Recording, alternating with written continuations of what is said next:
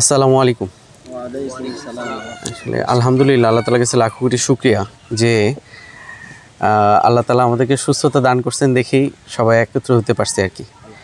এবং আজকের আসলে যে প্রোগ্রামের মূল উদ্দেশ্য বা প্রোগ্রামটা আমাদের মূলত নারিশ পোলট্রি অ্যান্ড হ্যাচারি লিমিটেডের পক্ষ থেকে। আর এই প্রোগ্রামটার মূল উদ্দেশ্যটাই হচ্ছে খামারিদের সচেতনতা। মুরগি পালনে আপনারা যে মুরগি পালন করতেছেন, কিন্তু কিভাবে আরও সায়েন্টিফিক ওয়ে এবং আধুনিক পদ্ধতিতে মুরগি পালন করা যায় এবং মুরগি পালন করতে করতে কি কি প্রবলেমগুলো হয়, এই বিষয়গুলো ইনশাল্লাহ পুরো ডিটেলস আজকে আলোচনা করা হবে খুব অল্প সময়ের মধ্যে। আর আমি প্রথমেই আন্তরিকভাবে ধন্যবাদ জানাতে চাই এখানে আমাদের যে মোশাররফ ভাই, মূলত আসলে মোশাররফ ভাইয়ের মাধ্যমে আপনারা সবাই একত্রিত হতে পেরেছেন। এবং মোশাররফ ভাই দীর্ঘদিন নারিশের সাথে আছেন বা নারিশের ফিড খাওয়াচ্ছেন আর কি।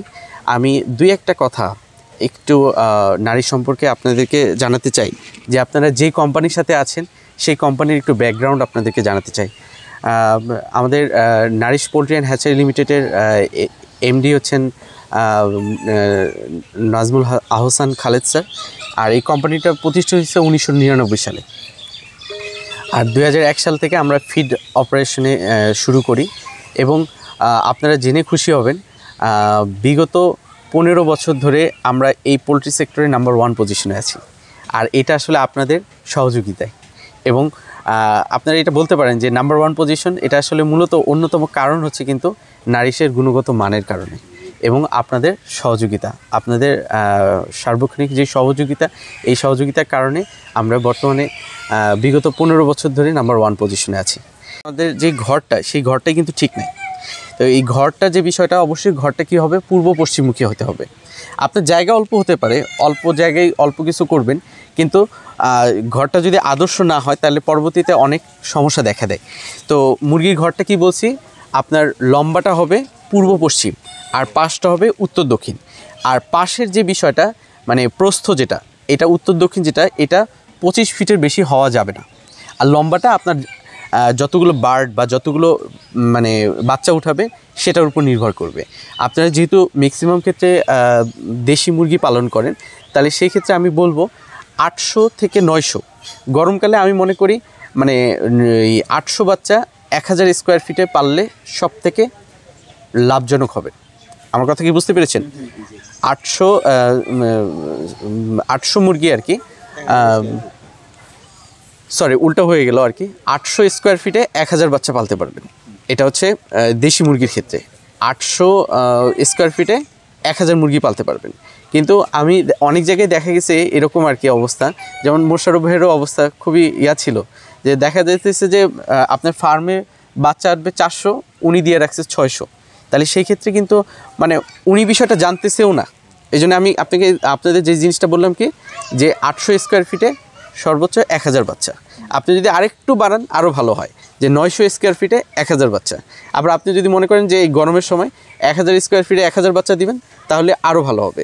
মানে মুরগির গ্রোথ মানে জায়গা যত থাকবে আর কি, তা মুরগির একটু দৌড়াদৌড়ি করবে বা মুরগির মানে একটা কমফোর্টেবল থাকবে। হ্যাঁ, আর কমফোর্টেবল যখনই থাকবে তখনই দেখা যাবে যে মুরগির গ্রোথটাও বেশি পাবেন। ঠিক আছে, এই কথাটা কিন্তু খুব গুরুত্বপূর্ণ, আপনারা নোট রাখেন আর কি। তাহলে মুরগির ঘরটা আমি আরেকবার একটু রিক্যাপ করি। লম্বাটা কী হবে, পূর্ব পশ্চিম, আর পাশটা কী হবে, উত্তর দক্ষিণ। পাশটা 25 ফিটের বেশি হওয়া যাবে না। আমার কথা কি বুঝতে পারছেন? আপনাদের সবারই ঘর আছে, হয়তো পরবর্তীতে যদি নতুন করে ঘর করতে চান বা করেন, তাহলে এই নিয়মটা ফলো করার চেষ্টা করবেন। তাহলে কি বলেছি, যে লম্বাটা পূর্ব পশ্চিম, পাশটা উত্তর দক্ষিণ। পাশটা 25 ফিটের বেশি হওয়া যাবে না, আর লম্বাটা আপনার ইচ্ছে মতো, মানে মুরগি যতগুলো দিবেন ওই হিসাবে আপনাকে ঘরটা লম্বাটা বাড়াইতে হবে। এখন ঘরের ব্যাপারটা আরেকটু যদি বলি আমি, যে মেঝে থেকে যেই ইয়াগুলো আর কি আপনার হচ্ছে পিলারগুলো দেওয়া হয়, এটা হবে 8 থেকে 9 ফিট, যেটা অনেক খামারে দেখা যায় মাত্র 5-6 ফিট বা 4 ফিট থাকে। তাহলে সেই ক্ষেত্রে কিন্তু যখন অতিরিক্ত গরম আসবে তখন কিন্তু আপনার মুরগিগুলো হিট স্ট্রেস হবে এবং মুরগি মানে অস্বস্তিকর অবস্থা তৈরি হবে আর কি। তো এই জিনিসটার জন্য কি করতে হবে, আপনার ওই পিলার যেটা 8 থেকে 9 ফিট এবং মাঝখানে যেই টুইটা আর কি, মানে দুইটা টিনের মাঝখানে যেটা, সেটা মেঝে থেকে 15 ফিট হলে ভালো হয়। আর আরেকটা বিষয় হচ্ছে যে আমরা যে পাশটা করতেছি উত্তর দক্ষিণ, ওই যে অতিরিক্ত যেই টিনের যেই ইয়াটা আর কি, এইটা 3 থেকে 3.5 ফিট করতে পারলে ভালো হয়। তাহলে কি হবে, আপনার অতিরিক্ত রোদ বা অতিরিক্ত যে বৃষ্টিটা এটা আপনার ঘরের মধ্যে আসবে না। এটা হচ্ছে সেচ, আমরা যেটা সেচ বলি। হ্যাঁ, সেচ বলে। এটা 3 থেকে 3.5 ফিট যদি আমরা অতিরিক্ত রাখি তাহলে কি হবে, অতিরিক্ত রোদটা মানে ঘরে প্রবেশ করবে না এবং অতিরিক্ত যে বৃষ্টিটা হবে এই বৃষ্টিটাও ভিতরে প্রবেশ করবে না। ঠিক আছে, এইটাই ছিল মোটামুটি ঘরের ব্যাপারে আর কি। আসলে আপনারা যেহেতু দেশি মুরগি পালন করছেন আর কি, এখন ঘরটা তো একটা গুরুত্বপূর্ণ বিষয়। এখন এই জন্যই সবথেকে উত্তম হচ্ছে আসলে সিমেন্টের টিন, কিন্তু আমি বলবো না প্রথমে আপনি আগে এত ইনভেস্টমেন্ট করার দরকার আছে। আপনি নর্মালি একটা ঘর তৈরি করেন এবং আপনার ওই শেড থেকে যেই প্রফিটটা পাবেন প্রতি মাসে বা প্রতি ব্যাচে আস্তে আস্তে করে তারপরে আপনার ঘরটাকে একটু উন্নত করার চেষ্টা করবেন। এটাই ছিল মুরগির ঘর। এবং দ্বিতীয় বিষয় এখন যেটা আসতেছে সেটা হচ্ছে ব্রিডিং। ব্রিডিংয়ের বাংলাটাই হচ্ছে তাপ দেওয়া। বাচ্চা মানে বাচ্চা যে নিয়ে আসেন আপনারা, বাচ্চার কে তাপ দেওয়ার অর্থটাই হচ্ছে যে ব্রিডিং। ঠিক আছে, ব্রিডিংয়ে সবথেকে গুরুত্বপূর্ণ যে বিষয়টা সেটা হচ্ছে যে আপনার ওই যে আপনারা যেই গোলটা করেন এটা অনেক সময় দেখা যায় যে ওই যে বাঁশের ইয়া দিয়ে করেন আর কি, কিন্তু এটা সবথেকে ভালো হয় হচ্ছে আপনার যদি প্লেন শিট দিয়ে করা হয়। প্লেন শিট দিয়ে করলে কি হয়, তাপটা কিন্তু মানে ধরে রাখবে আর কি। হ্যাঁ, এখন ব্রিডিংয়ের তাপমাত্রাটা এটা আসলে মূলত বিষয়টা আমি বলি, সেটা হচ্ছে আপনার এই প্রথম সপ্তাহে 30 থেকে 32 ডিগ্রি সেলসিয়াস বা 30 থেকে 35 ডিগ্রি সেলসিয়াস আপনার তাপমাত্রা প্রয়োজন আর কি। হ্যাঁ, আমার কথা বুঝেন, প্রত্যেক কেউ নিজেরা কথা বলেন না। হ্যাঁ, সেটা হচ্ছে যে 30 থেকে 35 ডিগ্রি সেলসিয়াস প্রথম সপ্তাহে। এখন এটার জন্য আসলে সবথেকে উত্তম হচ্ছে যদি একটা ডিজিটাল থার্মোমিটার রাখতে পারেন।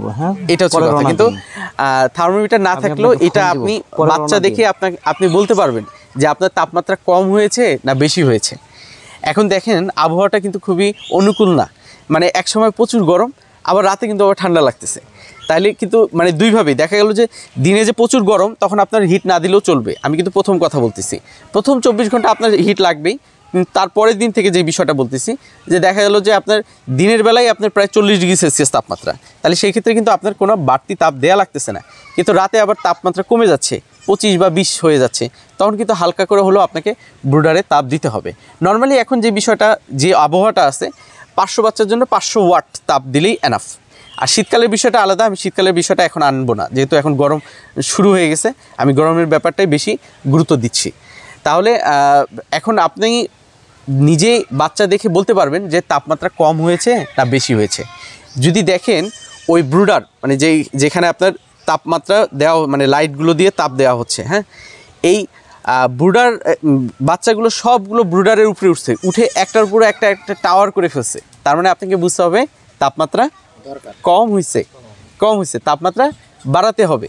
আবার দেখলেন বাচ্চা কি হলো, একটা বাচ্চাও ব্রুডারের নিচে নাই, সবগুলো যে মানে ওই টিনের মধ্যে যে এরকম করে দাঁড়ায় আছে, মানে ওই সাইডে সরে আছে, তার মানে আপনার বুঝতে হবে তাপমাত্রা বেশি হয়ে গেছে। তাপমাত্রা বেশি হলে কি করতে হবে, আপনার তাপমাত্রা কমাইতে হবে। আর পাশাপাশি যে জিনিসটা করতে হবে, অথবা ব্রুডারটা একটু উঁচু করে দিলেই।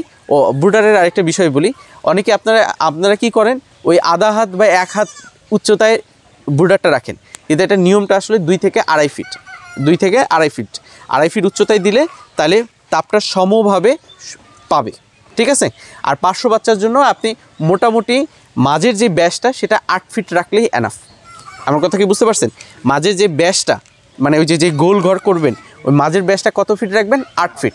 তাহলে এটা রাখলে মোটামুটি বাচ্চাগুলো এই ভালোভাবে করতে পারবে, দৌড়াদৌড়ি করতে পারবে এই বিষয়ে। তাহলে ব্রিডিংয়ের ব্যাপারটা এরকমই আর কি। হ্যাঁ, আর ব্রিডিং যেহেতু বাচ্চাগুলোকে আপনারা যেটা চেষ্টা করবেন, বাচ্চা মানে ব্রিডিংয়ে দেওয়ার আগে বা আপনি জানতেছেন যে রাত 10টায় বাচ্চা আসবে, রাত 9টায় আসবে, মিনিমাম 2 ঘন্টা বা 3 ঘন্টা আগে ব্রুডারটা জ্বালায় রাখবেন।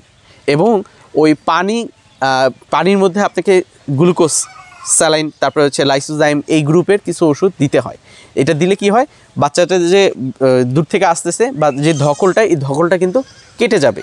তো এই জিনিসটা কি বললাম যে 2-3 ঘন্টা আগেই আপনার তাপটা জ্বালায় রেখে পানিগুলো দিয়ে রাখবেন, তাহলে পানিটাও কিন্তু মোটামুটি একটু কুসুম গরম হয়ে যাবে। তাহলে বাচ্চা যখন আসবে তখন আর তার যে মানে হিট স্ট্রেস বা এই প্রবলেমটা আর হবে না ইনশাল্লাহ। ঠিক আছে, এখন খাবার পাত্র, পানির পাত্র, এই বিষয়টা খুবই গুরুত্বপূর্ণ বাচ্চার জন্য। এখন খাবার পাত্র, পানির পাত্র হিসাবটা যদি বলি, নর্মালি আপনার 50টা বাচ্চার জন্য একটা খাদ্যের পাত্র, একটা পানির পাত্র দেওয়া উত্তম। এটা ব্রয়লার, লেয়ার, সোনালি সব ক্ষেত্রেই আর কি, প্রথম ইয়ার ক্ষেত্রে আর কি। হ্যাঁ, আর এবং এইটা আপনি যেটা করতে পারেন, 1 থেকে 14 দিন পর্যন্ত ওই ছোট খাদ্যের পাত্র, ছোট পানির পাত্র চলবে। তারপরে 15 থেকে বিক্রির আগ পর্যন্তই আর কি আপনি বড় খাদ্যের পাত্র, বড় পানির পাত্র দিতে পারেন। আমার কথা কি বুঝতে পেরেছেন? আর হ্যাঁ, আবার ওকে, খাদ্যের পাত্র, পানির পাত্র প্রথম 1 থেকে 12 দিন বা 14 দিন আর কি আপনি ছোট খাদ্যের পাত্র, ছোট পানির পাত্র দিয়ে রাখবেন। ঠিক আছে, মানে যেটা 2 লিটার পানি এবং 2 কেজি ফিড আটে, এই ছোটো খাদ্যের পাত্র, ছোটো পানির পাত্র দিয়ে রাখতে পারেন। আরেকটা বিষয়, পাশাপাশি আরেকটা বিষয় বলি, আপনারা খাদ্যের পাত্রের পাশাপাশি নৌকা সিস্টেমে যেটা, এইটা প্রথম 5 থেকে 7 দিন বা 8 দিন দিয়ে রাখতে পারলে ভালো হয়, তাহলে খাবারটা তারা বেশি খাবে। এটা পাশাপাশি আরেকটা বিষয় বলি, প্রথম 24টা ঘন্টা যেটা, সেটা হচ্ছে যে আপনার খাবার পেপারের মধ্যে দিবেন। মানে বাচ্চা যখন আসবে খাবারটা কি পেপারের মধ্যে দিবেন, আর পানির পাত্রে পানিগুলো দিয়ে দিবেন ছোট পানির পাত্রে। কেন খাবারটা 24 ঘন্টা আপনি প্রথম 24 ঘন্টা পেপারে দিবেন? কথা হচ্ছে যে বাচ্চাটা এসে মানে সে যত দ্রুত খাবার খাবে, তার রোগ প্রতিরোধ ক্ষমতা বা ইমিউনিটি সিস্টেমটা তত দ্রুত অ্যাক্টিভ হবে, মানে ভালো হবে। বুঝতে পেরেছেন কি বিষয়টা? কিন্তু 24 ঘন্টা পরে আপনি পেপারে উঠাই দিবেন, পেপার উঠাই দিয়ে কি করবেন, ওই তুষের মধ্যে রাখবেন। লিটারের ব্যাপারটা আমি পরে আসতেছি, তবুও একটু বলে রাখি, আপনারা অনেকে অনেক কিছুই ব্যবহার করেন, ধানের তুষ অথবা কাঠের গুঁড়ো, কিন্তু সবথেকে উত্তম হচ্ছে কিন্তু ধানের তুষ। প্রথম 10টা দিন অন্ততপক্ষে অন্য কিছু ব্যবহার করবেন না, ধানের তুষটাই ব্যবহার করবেন, তা না হলে ব্রুডার নিউমোনিয়া বা আদার্স বড় ঠান্ডাজনিত কোনো প্রবলেম হয়ে যেতে পারে। এখন আমি খাবার পাত্র, পানি পাত্র বিষয়টা আগে শেষ করি। সেটা হচ্ছে যে তাহলে কি বললাম, প্রথম 50টা বাচ্চার জন্য একটা খাদ্যের পাত্র, একটা পানির পাত্র। এটা আপনি ওই প্রথম 2 সপ্তাহ পর্যন্ত ছোট খাদ্যের পাত্র, ছোট পানির পাত্র, তারপরে আপনি বড় খাদ্যের পাত্র, বড় পানির পাত্র দিয়ে রাখবেন। এবং চেষ্টা করবেন খাবার পাত্রগুলো ঢাকনাযুক্ত যেন হয়। কি যুক্ত হবে? ঢাকনাযুক্ত হয়। তাহলে কি হবে, বাচ্চা খাবার ছিটাবে না বা খাবার ফেলাবে না। আপনাদের কিন্তু অনেকেরই একটা কমপ্লেইন থাকে যে খাবার ছিটাচ্ছে মুরগি, বা মানে খাবার খেতে যে পড়ে যাচ্ছে। কিন্তু আপনি এই প্র্যাকটিসটা করেন যে খাবার পাত্রে যদি ওই যে ঢাকনার সিস্টেমটা দেন, তাহলে দেখবেন অনেক ক্ষেত্রে খাবারটা কিন্তু ছিটাবে না বা পড়ে যাবে না আর কি, বা ওয়েস্ট হবে না, অপচয় হবে না আর কি, এটা বলতে চাচ্ছি। এখন আরেকটা বিষয় হচ্ছে যে খাবার পাত্র, পানির পাত্র, এইটা প্রথম থেকেই আপনাকে এমন সিস্টেমে দিতে হবে যাতে করে মানে মুরগির পায়খানা বা মুরগির যে লিটার, এই ময়লাগুলো যেন খাদ্যের পাত্র এবং পানির পাত্রে না যায়। আপনারা শুধু এই সিস্টেম, এই যে কথাটা বললাম, এই লাইনটা যে বললাম, কি বললাম, 0 থেকে শেষ পর্যন্ত খাবার পাত্র এবং পানির পাত্রে যাতে কোনো ময়লা না যায়। অ্যান্ড ময়লা না যেতে গেলে কী করতে হবে, আপনাকে প্রথমে কী করতে হবে, একটু ছোটো কাঠ বা কিছু একটা দিয়ে একটু উঁচু করে দিতে হবে। আমার কথা কি বুঝতে পারছেন? ঠিক আছে, যাতে করে সে একটা নির্দিষ্ট দূরত্বে থাকে। মূলত নিয়মটা হচ্ছে খাদ্যের পাত্র, পানির পাত্র মুরগির বুক বরাবর, হ্যাঁ, বুক বরাবর উঁচা রাখতে হয়। ঠিক আছে, তাহলে কি হবে, মানে এই খাবার পাত্র এবং পানির পাত্র আপনি যত বিশুদ্ধ রাখতে পারবেন, আপনার ওই খামারে ওষুধ খরচও তত কম লাগবে।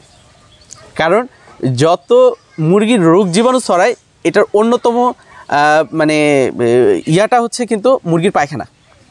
আমার কথা বুঝেন? কিন্তু ওই যে মুরগি আপনি একবারে নিচে রেখে দিচ্ছেন, মুরগি পায়খানা করতেছে ওখানেই, এখন ওই 20-25টা মুরগি খাচ্ছে, ওরা সুস্থ মুরগি কিন্তু অসুস্থ হয়ে যাবে, এবং আমাকে ফোন দিয়ে বলবেন যে মুরগি পাতলা পায়খানা করতেছে, কিন্তু এটার কারণটা কিন্তু আপনি। আমার কথা কি বুঝতে পারছেন? আমরা নিজেরাই যদি একটু প্লেটের মধ্যে ময়লা থাকে বা থাকে, সেটা যদি কোনো ভুলক্রমে চলে যায়, আমাদেরই কিন্তু সাথে সাথে পাতলা পায়খানা শুরু হয়ে যায়। মুরগি এবং মানুষের মধ্যে কোনো পার্থক্য নাই। তাহলে এই সিস্টেমটা যদি আপনারা করতে পারেন, আপনাদের মেডিসিন খরচটা অনেক কমে যাবে এবং মুরগি সুস্থ থাকবে এবং মুরগির ওয়েটও ভালো পাবেন।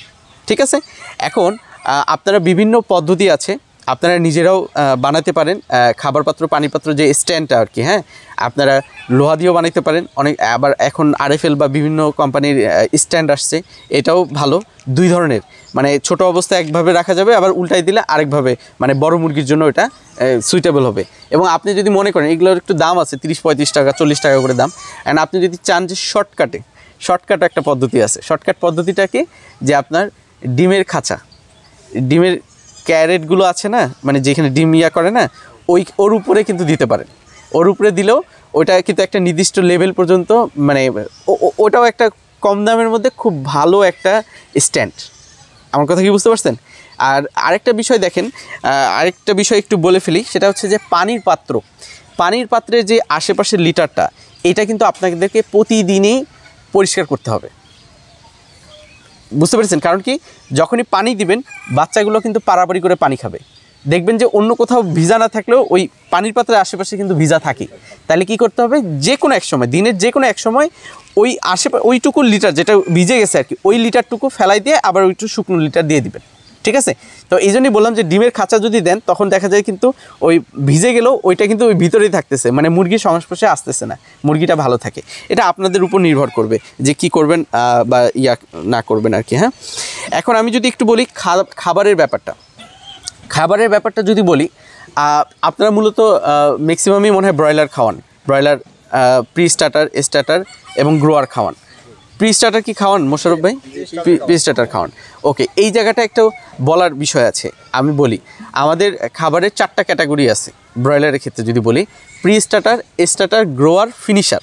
তো ফিনিশারটা মানে ম্যাক্সিমাম খামারিরা আসলে ব্যবহার করে না। আমি এই 3টা খাদ্যর কথাই বলতেছি, যে প্রি স্টার্টার, গ্রোয়ার। ঠিক আছে? তো প্রি স্টার্টার যেটা, এইটা আর কি মূলত 1 থেকে 10 দিন মাথায় রাখবেন। সেটা মানে আপনার যদি ব্রয়লার হোক, সোনালি হোক, কালার বার্ড হোক, যেই হোক না কেন, প্রি স্টার্টারটা কত? 1 থেকে 10 দিন মাথায় রাখবেন কিন্তু। হ্যাঁ, আর তারপরেই আমাদের কি করতে হবে, 11 থেকে বাকিটা আমি বলতেছি কতদিন পর্যন্ত, সেটা হচ্ছে স্টার্টার খাওয়াবেন। অ্যান্ড আপনারা কোশ্চেন করতে পারেন কেন প্রি স্টার্টারটা 10 দিন পর্যন্ত? কারণ প্রি স্টার্টার এইখানে প্রোটিন পার্সেন্টেজটা বেশি আছে, কিন্তু আমাদের স্টার্টারের মধ্যে কক্সিডিওসিস, মানে আমাশয়ের যেই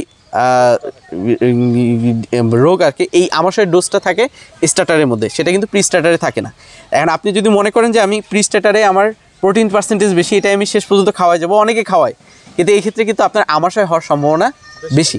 তাহলে কি করতে হবে, আপনাকে প্রথম 10 দিনই প্রি স্টার্টার, আর 11 থেকে তারপরে স্টার্টার খাওয়াবেন। এখন স্টার্টার কতদিন খাওয়াবেন, এই জিনিসটা একটা গুরুত্বপূর্ণ বিষয়। এটা নির্ভর করবে আপনার বাচ্চার উপর বলতে বাচ্চার ওজনের উপর। সবথেকে উত্তম হয় 400 থেকে 450 প্লাস, মানে এটা কিন্তু আমি দেশির কথা বলতেছি। হ্যাঁ, 450-র ক্ষেত্রে। আর ব্রয়লারের ক্ষেত্রে কিন্তু আমরা প্রায় রিকমেন্ড করি, নারিশের যে খাদ্যের ক্ষেত্রে 950 থেকে 1 কেজি ওজন হলে তারপরে আমরা গ্রোয়ারটা দিই। আর এই দেশির ক্ষেত্রে যেহেতু আপনারা 700 গ্রাম হলেই বিক্রি করে ফেলেন, আর গ্রোয়ার খাদ্যটা এই দিলে কি হয়, যে খাবে বেশি, ওয়েট আসবে বেশি, বিষয়টা এরকম। আর স্টার্টার থেকে গ্রোয়ার যে বিষয়টা, সেটা বললাম কি, আপনার 450 থেকে 450 এভারেজ, মানে 10টা বা 20টা মুরগি ওজন করে দেখলেন যে আপনার 450 ওজন হয়েছে, তখনই আপনি খাবারটা পরিবর্তন করবেন গ্রোয়ারে। এখন আরেকটা বিষয় বলি, এই যে প্রি স্টার্টার থেকে স্টার্টার, আবার স্টার্টার থেকে গ্রোয়ার ডিরেক্টলি দেওয়া যাবে না কিন্তু, মানে ডিরেক্টলি আপনি আজকে খাদ্য নাই বা আপনার খাদ্য শেষ, আপনি একদিনে খাবার চেঞ্জ করলেন, এটা কখনোই কাম্য না। আমার কথা কি বুঝতে পারছেন?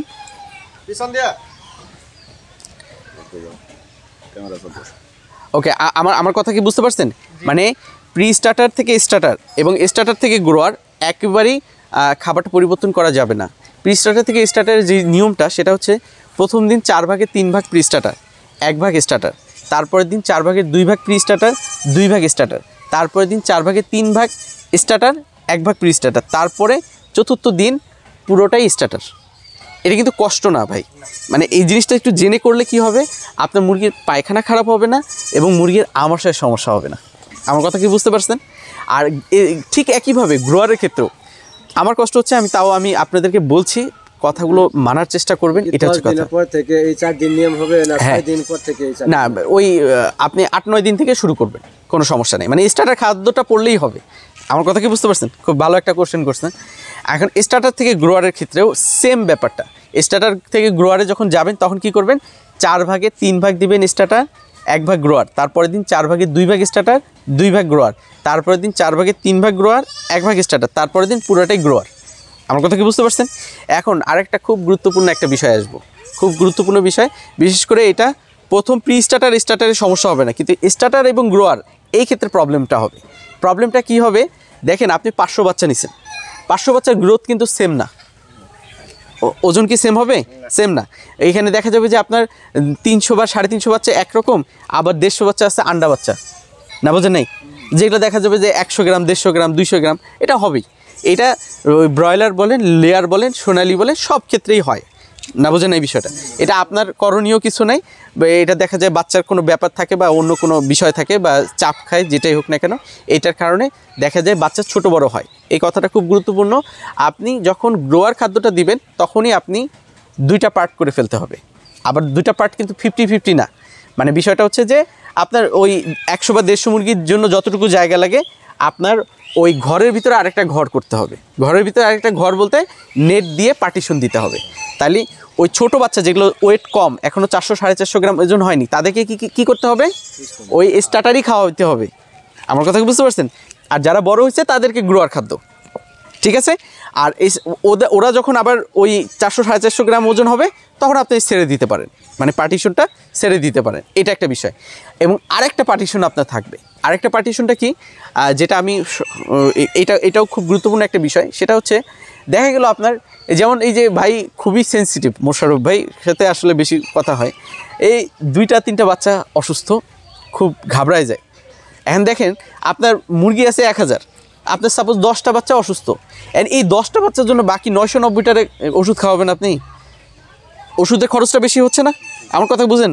ওর 2-1টা যদি অসুস্থ থাকে, আমি বলি যে ভাই জবাই করে খাই ফেলেন, যদি খাওয়ার উপযোগী হয়, আর না থাকলে ওটার বাইট করে ফেলেন। তাহলে দেখেন তারপরে কিন্তু ওনার আর ওষুধ লাগতেছে না ওইভাবে। আমার কথা কি বুঝতে পারছেন? এখন কথা হচ্ছে আপনার মুরগি বেশি অসুস্থ, বেশি অসুস্থ বলতে 500-র মধ্যে 100 অসুস্থ বা 50টা অসুস্থ। তাহলে আপনি কি করবেন, ওই অসুস্থগুলোর জন্য একটা কিন্তু মেডিকেল টিম বসাইতে হবে, মানে মেডিকেল রাখতে হবে আপনাকে, না বোঝেন না বিষয়টা? যেটা সুস্থ এবং অসুস্থ এটা প্রত্যেকটা খামারে থাকতে হবে। আমার কথা কি বুঝতে পারছেন? তাহলে কি হলো, আপনার 500 বাচ্চা বা 1000 বাচ্চার মধ্যে 100 অসুস্থ, আপনি তাহলে ট্রিটমেন্ট করবেন কাকে? সুস্থগুলোকে তো করার দরকার নাই। সুস্থগুলোকে সাপোজ আপনি টক্সিন বাইন্ডার, একটু জিঙ্ক বা এগুলো কিছু দিয়ে দিলেন, আর যেগুলো অসুস্থ আছে আপনি শুধু এই 50 বা 100টা বাচ্চায় আপনি ট্রিটমেন্ট দিবেন। আমার কথা কি বুঝতে পারছেন? এই ক্ষেত্রে কী হবে কি, আপনার মেডিসিন খরচটা অনেকটাই কমে যাবে, অনেক কম, তাই না বিষয়টা?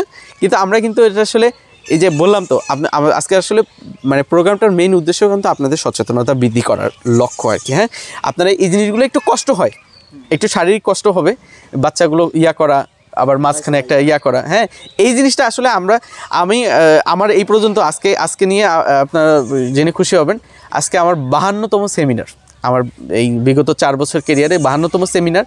কিন্তু সেমিনার হলে কি হবে, আপনার ম্যাক্সিমাম আসলে ওই যে খামারিরা দেখা যায় যে পরবর্তীতে আমি আসবো আপনাদের এখানে, কিন্তু দেখা যায় যে মানে যা কথা বলছি তার মানে 20%ও মানে না। কিন্তু বিষয়টা এরকম আর কি, ওই যে কষ্ট হয় একটু, কিন্তু এই জিনিসগুলো মানে চেষ্টা করেন, তাহলে আপনাদের খরচটা কম লাগবে, লাভবান হবেন বেশি ইনশাল্লাহ। ঠিক আছে, এখন তাহলে এই পর্যন্ত এতক্ষণ মোটামুটি একটা আলোচনা করা হলো। এখন আরেকটা বিষয় হচ্ছে লিটার সিস্টেমটা। এখন যেহেতু গরমকাল, শীতকালের বিষয়টা আমি আর না নিয়ে আসি, লিটার সিস্টেমটা অবশ্যই লিটারে তো আপনার মুরগি পালন করতেই হবে। আর যদি সবথেকে উত্তম আর কি, সবথেকে উত্তম হচ্ছে কিন্তু মাচা সিস্টেম, বুঝতে পারছেন? মাচা সিস্টেমে যদি মুরগি কীভাবে করতে হয়, মাচা সিস্টেম কিন্তু আপনি মডিফাইভাবেও করতে পারেন। আপনার মনে করেন যে হাইফাইভাবে করতে হবে বিষয়টা এমন না। আপনার বাঁশ আছে, বাঁশ দিয়ে মানে এই চাটাই মতো করে উপরে ওই যেই নেটগুলো দিচ্ছেন, প্লাস্টিকের যেই নেটগুলো, RFL নেট বা নেট, এই নেট দিয়েই কিন্তু রাখতে পারেন। এই ক্ষেত্রে কী হবে, প্রথম 10-12 দিন আপনি ব্রুডিংয়ে রাখবেন, রেখে তারপরে আপনি মাচায় ছাড়বেন। মাচাটা 1 ফিট বা 1.5 ফিট উচ্চতায় যদি করতে পারেন, আর নিচে সবথেকে ভালো হয় যদি আপনার মেঝে তো পাকা থাকবেই বা থাকে, আপনার পাইপ দিয়ে বা যেটাই হোক না কেন ময়লাটা ফেলাই দিবেন, না বোঝেন না বিষয়টা? হোস পাইপ দিয়ে এটা করতে পারলে এটুকু বলবো, আপনার 50% মেডিসিন লাগবে না।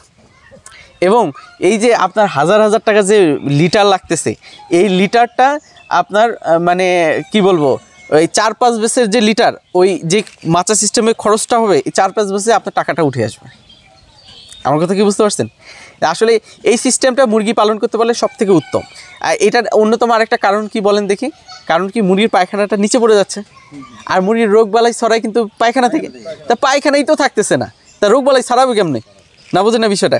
আর আপনি দ্বিতীয় কাজ করবেন কি, ওই খাবার পাত্র পানি পাত্রটা একটু উঁচু করে রাখবেন, মানে পরিষ্কার পরিচ্ছন্ন থাকবে। তাইলে তো আমার সিস্টেম বুঝতে পারছেন? আপনার মুরগির খালি ভ্যাকসিন করাবেন আর সাদা পানি খাওয়াবেন, আর কিচ্ছু লাগবে না।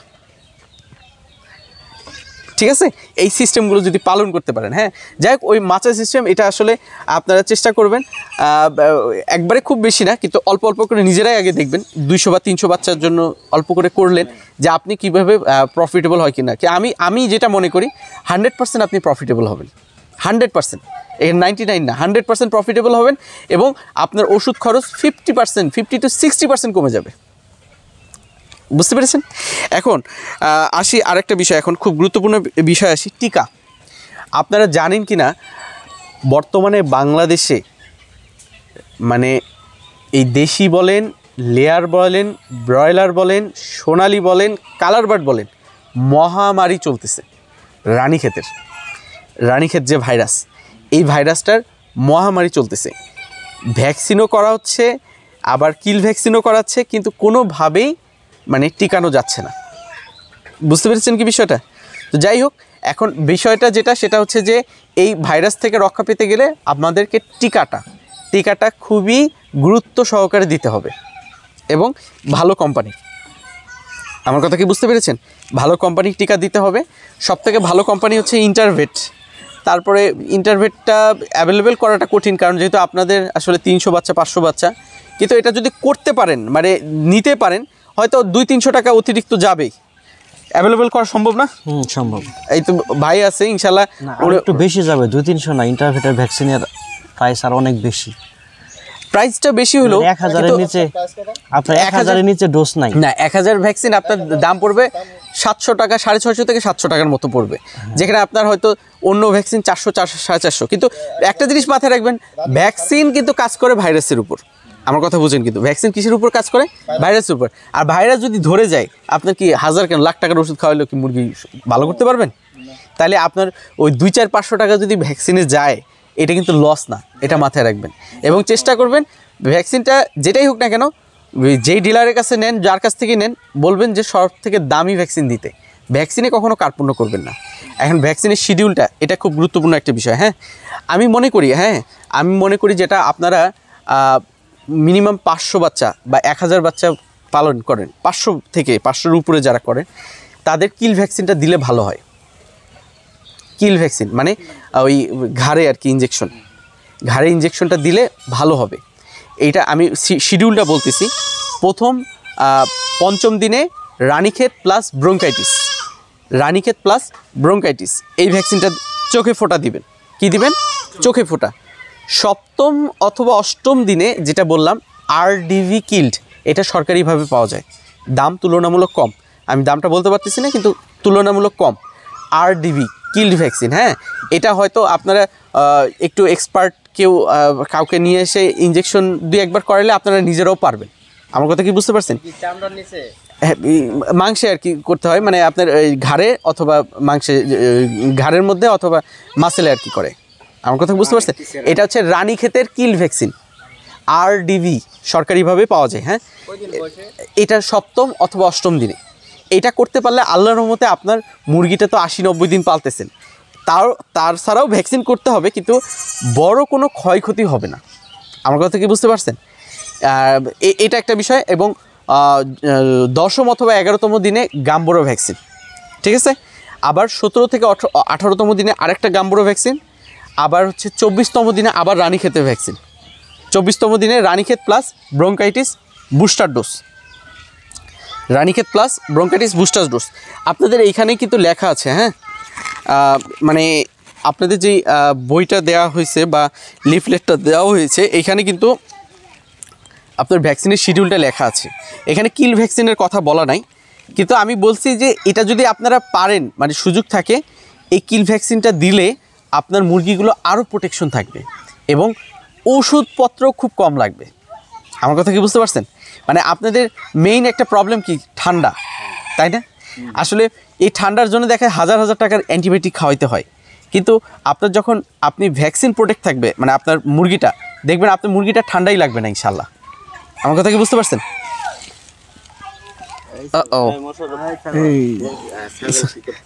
ঠিক আছে, ওকে। এখানে দেখেন আপনারা একটু সবাই একটু প্লিজ ইয়াটা দেখেন, এখানে ভ্যাকসিন বা টিকাদানের কর্মসূচি দেওয়া আছে যে 3 থেকে 5 নম্বর দিনে রানীক্ষেত প্লাস ব্রঙ্কাইটিস দুইটাই করাবেন। আর 10 থেকে দুইটাই বলতে কি দুইটা আলাদা আলাদা না, কিন্তু এক ভ্যাকসিনের মধ্যেই দুইটা থাকে। আমার কথা কি বুঝতে পারছেন? খরচ আবার অত বেশি বাড়াবো না আপনাদের, মানে আমি বলতেছি কি এক ভ্যাকসিনের মধ্যেই দুইটা থাকে, রানীক্ষেত প্লাস ব্রঙ্কাইটিস। এখন আসলে আপনাদের বিষয়টা একটু যাওয়া মানে জানার জন্য বলা, এই যে ব্রঙ্কাইটিসের কথা বলতেছি না, এটাও কিন্তু একটা ভাইরাস। এই ভাইরাসটাও আপনার মুরগির ঠান্ডাজনিত যে সমস্যা হয় এটার কারণ, বুঝতে পেরেছেন? এবং এটা সারা বাংলাদেশে এটাও মহামারী আকারে ধারণ করছে। কিন্তু আলহামদুলিল্লাহ, মানে যারা এই ভ্যাকসিন শিডিউলগুলো মেনটেন করে বা মানে পালন করে, আল্লাহর রহমতে তাদের শেডে খুবই কম ওষুধ লাগে, বুঝতে পেরেছেন? এবং ঠান্ডাজনিত যে সমস্যাটা এটা নেই বললেই চলে। ওকে, দেখেন 10 থেকে 12তম দিন, মানে 10ম দিনও করাইতে পারেন, 11তম দিনও করাইতে পারেন, 12তম দিনও করাইতে পারেন রানীক্ষেতের গাম্বুরো ভ্যাকসিন। আর 17 থেকে 19 এইটাতেও আবার আপনি একটা গাম্বুরো ডোজ করাবেন। 22 থেকে 25 এই সময় আবার কি রানীক্ষেত প্লাস ব্রঙ্কাইটিস এই ভ্যাকসিনটা করাইতে হবে। আবার আপনাদের মুরগিটা যেহেতু আপনারা 70, 80, প্রায় 85 দিন পর্যন্ত পালেন, সেই ক্ষেত্রে 42 থেকে 45তম দিন এই সময় আরেকটা রানীক্ষেতের ভ্যাকসিন করাইতে পারলে ভালো হয়। আর আমি মোদ্দা কথা আমি আরেকটা বিষয় বলে রাখি, আপনি কিল ভ্যাকসিনের কথাটা মাথায় থেকে ঝেড়ে ফেলেন। কিল ভ্যাকসিনের ব্যাপারটা যদি মানে আরও আগ্রহ থাকে বা ইয়া থাকে, ওটা আপনি আমাকে আলাদাভাবে জানেন, কেন এত কিছু বললে আপনারা মাথায় মানে গণ্ডগোল পাকাবেন। আমি ঠান্ডা মাথায় কথা বলি, আমি কিন্তু এটা পড়া ধরবো আপনাদের। 5ম দিনে রানীক্ষেত প্লাস ব্রঙ্কাইটিস চোখে ফোটা, 10ম দিনে গাম্বুরো চোখে ফোটা, 17তম দিনে গাম্বুরো পানিতে দিয়ে দিবেন, 22 থেকে 25তম দিনে এর মধ্যেই আর কি রানীক্ষেতের আরেকটা ভ্যাকসিন করাবেন, রানীক্ষেত প্লাস ব্রঙ্কাইটিস বুস্টার। আবার 40 থেকে 42তম দিন বা 42 থেকে 45তম দিনের মধ্যেই রানীক্ষেত প্লাস ব্রঙ্কাইটিসের আবার আরেকটা বুস্টার ডোজ করাবেন। টোটালি কয়টা ভ্যাকসিন বললাম? 5টা। হাফিজ ভাই একটু বলেন তো কবে কবে সেটা বলেন। প্লাস ব্রঙ্কাইটিস, হ্যাঁ। ইন্নালিল্লাহ 10ম দিনে, 11 থেকে 12 দিনের মাথায় গাম্বুরো, হ্যাঁ। আর আপনার 18 থেকে 17 থেকে 18তম, হ্যাঁ গাম্বুরো, আর আপনার 20 থেকে 21 দিনের মাথায় আপনার 25 রানীক্ষেত। ওকে, রানীক্ষেত প্লাস ব্রঙ্কাইটিস বুস্টার। আরও একটা বলছি, তারপর আর একটা হলো আপনার 45 দিনের মাথায় 42 থেকে 45তম দিনে রানীক্ষেত প্লাস ব্রঙ্কাইটিস বুস্টার। আপনারা সবাই বুঝছেন তো বিষয়টা? এই জিনিসটা দিতে হবে না, রানীক্ষেত লাগবে না, চোখে 2টা, বাকি সব পানি। আমার কথা বুঝতে পারছেন? রানের যে ব্যাপারটা সেটা যদি দিতে চান ওটা ভাইয়ের সাথে আলাদাভাবে কথা বলে। এখন আরেকটা বিষয় বলি ভাই, ভ্যাকসিন তো বললাম, কিন্তু ভ্যাকসিনটা একটা জিনিস গুরুত্বপূর্ণ আছে, সেটা হচ্ছে অসুস্থ অবস্থায় ভ্যাকসিন করানো যাবে না। আবার বলে রাখতেছি, মুরগি অসুস্থ অবস্থা বা তীব্র গরম আজকে এই সময়েও কিন্তু ভ্যাকসিন করানো যাবে না। গরমকালে সবথেকে উত্তম হচ্ছে ফজরের নামাজের পরে ভ্যাকসিন করানো। আমার কথা বুঝতে পারছেন? আর ভ্যাকসিনের আগে মনে করেন আজকে মাগরিবের পরে আপনি ভ্যাকসিন করাবেন, সারাদিন সাদা পানি বা অ্যান্টিবায়োটিক দেওয়া যাবে না। আমার কথা বুঝতে পারছেন? ভ্যাকসিনের পরে লাইসোজাইম গ্রুপের কোনো ওষুধ দিতে হবে যাতে ভ্যাকসিনের কার্যকারিতাটা বাড়ে। আমার কথা বুঝতে পেরেছেন? কথাগুলো প্রত্যেকটাই গুরুত্বপূর্ণ, আপনারা যদি মেনে চলতে পারেন, এটা হচ্ছে কথা। ঠিক আছে? আরেকটা কথা, আপনার ভ্যাকসিনের আগে আপনার এডিসি দেওয়া যাবে? অ্যান্টিবায়োটিক তো না, দেওয়া যাবে, পিএইচও দিতে পারবেন, কোনো সমস্যা নেই, কিন্তু অ্যান্টিবায়োটিক দেওয়া যাবে না। হ্যাঁ, পিএইচও দেওয়া যাবে, আরও ভালো।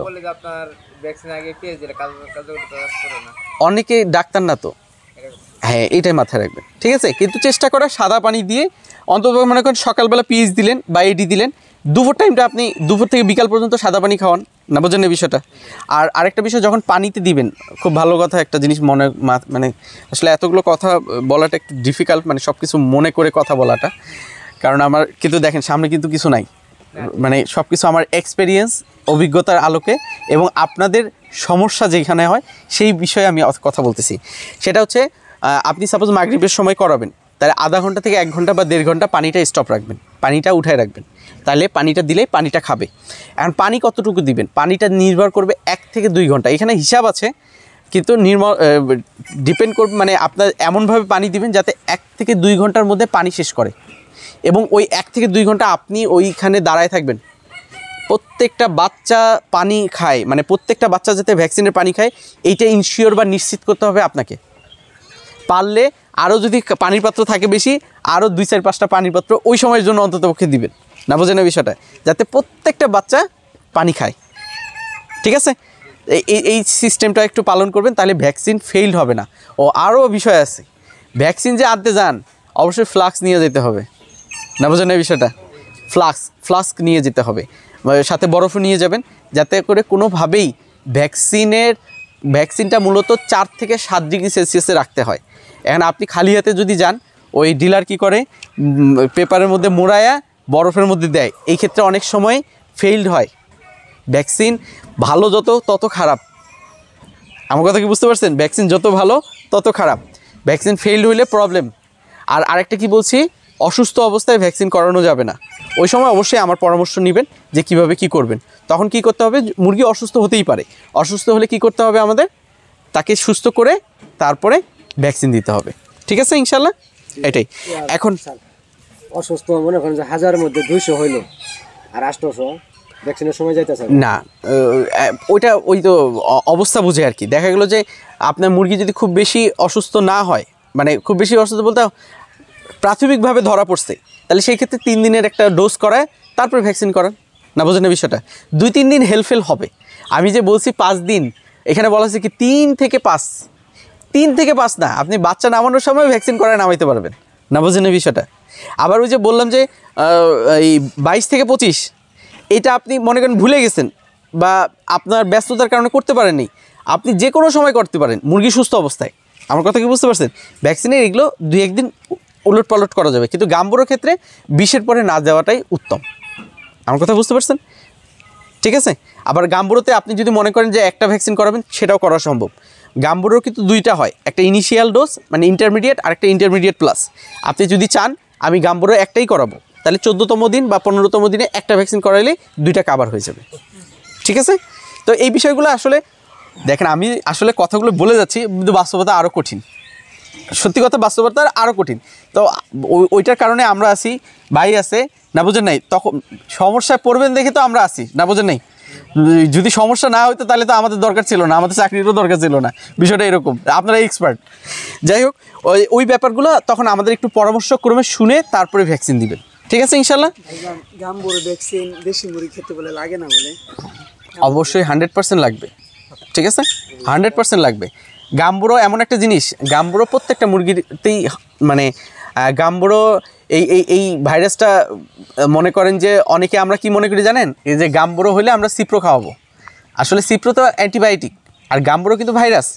এবং আপনারা বিশ্বাস করবেন না, গত 2 বছরে গাম্বুরোর এত তীব্রতা, ব্রয়লারের মধ্যেও 1000-এর মধ্যে 100-150 মুরগি মারা গেছে এই গাম্বুরোর কারণে। কোনো মেডিসিন কাজ করেনি, কারণ ওই ভ্যাকসিন ফেল করছে, বা ভ্যাকসিন যেভাবেই হোক না কেন, হয়তো খামারি ভ্যাকসিন দেয়নি, বা ওই যে খামারি একটু বেশি পণ্ডিত, সে মনে করে যে এই ভ্যাকসিন না দিয়ে আমি যদি সিপ্রো খাওয়াই মুরগি ভালো হয়ে যাবে। এটা অসম্ভব। আমার কথা কি বুঝতে পেরেছেন? শেষ। ওকে, একটা বিষয় আপনার থেকে যায়, সেটা হচ্ছে আমরা শুধুমাত্র একটা ভ্যাকসিনের নাম জানলাম, ইন্টারভেট, যেটা সাধারণত অ্যাভেলেবল না। আমাদেরকে যদি একটু সাজেস্ট করেন যে অ্যাভেলেবলের মধ্যে কোনটা আমাদের জন্য ভালো হয়। হ্যাঁ, ওকে, অ্যাভেলেবেলের মধ্যে ইনসেপ্টার ভ্যাকসিনও ভালো আছে, স্কোয়ারের ভ্যাকসিনও ভালো। হ্যাঁ, স্কোয়ার, ইনসেপ্টা, রেনেটা, যেটাই হোক না কেন, আশা করছি এইগুলোর মধ্যে। কিন্তু আমি আরেকটা কথা কিন্তু আপনাদের বলেছি, আমি কিন্তু আমি কিন্তু আরেকটা কথা বলছি। কি কথা বলছি বল? সবকিছু উল্লেখ আছে না? হ্যাঁ, আচ্ছা, না, আরেকটা কথা বলছি আছে। আর আমি আপনাকে বলি, এখন হয়তো 1 ঘন্টার একটা সেমিনার চলতেছে, এতেই যে আমরা সব বুঝে ফেলতে পারবো তা না। এর বাইরেও যখন যেটা মনে হবে জানার দরকার, ভাইয়ের ফোন নাম্বার দেখবেন আপনাদের ইয়েতে আপনার দেওয়া সবগুলো, আছে, হ্যাঁ। কল দিবেন। প্লাস আপনাদের সাথে সবার সাথে পরিচয় নাই, এখানে হচ্ছে মোশারফ ভাই, তরিকুল ভাই, তাদের সাথে আমার পরিচয় আছে। আজকে পরিচিত হলাম। যে কোনো সময় যে কোনো বিষয়ের জন্য আমাকেও কল করতে পারেন, আমি আপনাদেরকে হ্যাঁ হ্যাঁ হ্যাঁ জি আচ্ছা ওকে ঠিক আছে Sorry ভাই। প্লিজ একটু হ্যাঁ। তাহলে আমাদের ভ্যাকসিনের ব্যাপারটা গেল, হ্যাঁ ভ্যাকসিন মোটামুটি বুঝতে পারছেন তো? তাহলে ভ্যাকসিনটা কতটা গুরুত্বপূর্ণ সেটাও বুঝতে পারছেন, এবং ভ্যাকসিনটাকে কিভাবে ভালো রাখা যায় সেটাও বুঝতে পারছেন। এই জিনিসগুলো একটু মানার চেষ্টা করবেন ইনশাল্লাহ। হ্যাঁ, এখন আর দেশি মুরগি বা সোনালী মুরগি, এটার অন্যতম একটা রোগ আছে, সেটা কিন্তু আমাশয়। আমাশয় আসলে এখন আপনি বলতে পারেন যে ভাই আপনি তো বললেন আপনাদের স্টার্টার ফিটে আমাশয়ের ওষুধ দেয়া আছে, তাহলে কেন আমি আমাশয়ের, কিন্তু ভাই আমাদের ম্যানেজমেন্ট যে ভালো না। আমার কথা কি বুঝতে পারছেন? আমার যে ম্যানেজমেন্ট ভালো না, এবং এই যে দেখেন ঠোকরা ঠুকরি আওয়াজ পাচ্ছেন মনে হয়। দেশি মুরগি বলেন বা এদের কিন্তু একটা অভ্যাস আছে, মানে আচড়ানো, জিনিসটা বুঝেন, খামছায় কিন্তু একবারে ফ্লোর টোলোরও খেয়ে ফেলে।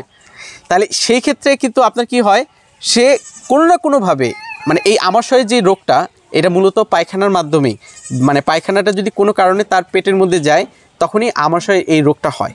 আমার কথা বুঝতে পারছেন? তাহলে কি করতে হবে আপনাদের, যে জিনিসটা এইটা আর কি 12, 13, 14 এই সময় যদি একটা আমাশয়ের ডোজ করে ফেলতে পারেন, আবার 25, 26, 27 এই সময় একটা, মানে মুরগি সুস্থ আছে তাও একটা যদি আমাশয়ের ডোজ করে ফেলেন, কি দিয়ে করাবেন এটা পরামর্শ করে করতে হবে। আবার ওই 46, 47, 48 এই 3টা সময় যদি করতে পারেন, আল্লাহর রহমতে বড় কোনো ক্ষয়ক্ষতি হবে না। কারণ যখনই আপনার মুরগি আমাশয়, রক্ত আমাশয় হয়ে যাবে, এই দেশি মুরগিতে রক্ত আমাশয় এটা মানে কমন হয় আর কি, হ্যাঁ, সব জায়গায় দেখা দেয়, ঠিক আছে? তো এই জিনিসটা যেটা বললাম আর কি, যে যখন রক্ত আমাশয় হয়ে যাবে তখন আপনার মুরগিটা ওজন কমে যাবে, মুরগি ছোট বড় হবে, মুরগি মারা যাবে, এবং আপনি যদি এটার মানে ভালোভাবে খেয়াল না করেন, মুরগির বড় রানীক্ষেতের দিকে চলে যাবে। আমার কথা কি বুঝতে পারছেন? তাহলে এটা বেঁচে থাকার জন্য কি করতে হবে, সুস্থ অবস্থায় যদি আপনি এই যে 3টা সময় বললাম, এই 3টা সময় যদি আপনি আমার সাথে ডোজটা করে ফেলতে পারেন, তাহলে আপনার মুরগিটা খুব ভালো থাকবে ইনশাআল্লাহ, ঠিক আছে? ওকে, এখন আমাদের মোটামুটি মেইন কথাগুলো বলা শেষ। এখন আরেকটা বিষয় আছে জৈব নিরাপত্তা। জৈব নিরাপত্তা বা বায়ো সিকিউরিটি, ইংলিশ নাম হচ্ছে বায়ো সিকিউরিটি। এটা খুব গুরুত্বপূর্ণ একটা বিষয়। বায়ো সিকিউরিটির ব্যাপারটা যদি বলি, আপনার যে খামারটা আছে, এই খামার থেকে 2 থেকে 2.5 ফিট দূরে আপনি যেটা করবেন, ওই যে নীল নেটগুলো আছে বা যেটাই হোক না কেন, কিছু দিয়ে একটু ঘেরা দিয়ে রাখবেন, ঠিক আছে? যাতে করে এই যে আশেপাশে যে মুরগি বা হাঁস বা অন্য কিছু যাতে আপনার শেডের মধ্যে, মানে আপনার মুরগির আশেপাশে যাতে না যায়। আর একটা বড় বিষয় বলি, আপনি হয়তো নতুন খামার করছেন, তা দেখা গেল যে আশেপাশের মানুষ বা মহিলা মানুষ বা বিভিন্ন আছে, আইসে দেখার চেষ্টা করে বা করে, এইটা ভুলেও করানোর বলবেন না। বলবেন ভাই এটা আমার ব্যবসা, এই ব্যবসায় ভিতরে যাওয়া যাবে না। আমার কথা কি বুঝতে পেরেছেন? আর একটা কি কাজ করতে হবে, বাইরের স্যান্ডেল ভিতরের স্যান্ডেল আলাদা রাখতে হবে। খুব গুরুত্বপূর্ণ একটা বিষয়। 100 টাকা লাগে মনে হয়, না 100 টাকাও লাগে না, 50-60, 3 জোড়া পাওয়া যায়। হ্যাঁ এই যে 100 টাকা দিয়ে 3 জোড়া পাওয়া যায়। তাহলে কি করবেন, ভিতরে আপনি না, আমি বলি আপনাকে, দেখেন আপনি বলি, বাইরের স্যান্ডেল ভিতরের স্যান্ডেল আলাদা রাখতেই হবে, কারণ এই স্যান্ডেল দিয়েই রোগবালাইটা বেশি যায়। আবার অনেকে কি করে, এই খালি পায়ে দৌড় মারে, এটা আরও বেশি খারাপ। এখন আরেকটা বিষয় বলি, খুব কম টাকার মধ্যে খুব ভালো একটা ফুড বাথ, মানে আপনার সামনে কোনো একটা যদি আপনি মানে কোথাও পানি রাখার মতো জায়গা থাকে, ওই পানির মধ্যে পটাশ, অল্প পরিমাণ পটাশ দিবেন, ওই পটাশের পানিটা পা চুবায়া যদি ভিতরে যান, সব থেকে উত্তম, বুঝতে পেরেছেন? এবং পাশাপাশি আপনার হচ্ছে এই জীবাণুনাশক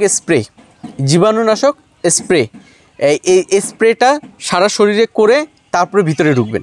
এইসব করলে কি হবে, আপনার মুরগির মানে ভাইরাসজনিত বা আদার্স বড় কোনো রোগবালাই ইনশাল্লাহ ফার্মে ঢুকবে না। পটাশে পানি ভিজাইলে পা ভিজাইলে তখন আর স্যান্ডেল লাগবে না। হ্যাঁ, স্যান্ডেল লাগবে না, পায়ে শুনেন খালি পায়ে পাটা চুপবে, আবার ভিতরে স্যান্ডেল পরে ঢুকে গেলেন না, বোঝেন না বিষয়টা? কিন্তু আপনি বাইরে সারা বাড়ি ঘুরে আসলেন, কোনো সমস্যা নেই। ওই পটাশের পানি চুবাইলেই আপনার মোটামুটি পা জীবাণুমুক্ত হয়ে গেল। আমার কথা কি বুঝতে পারছেন?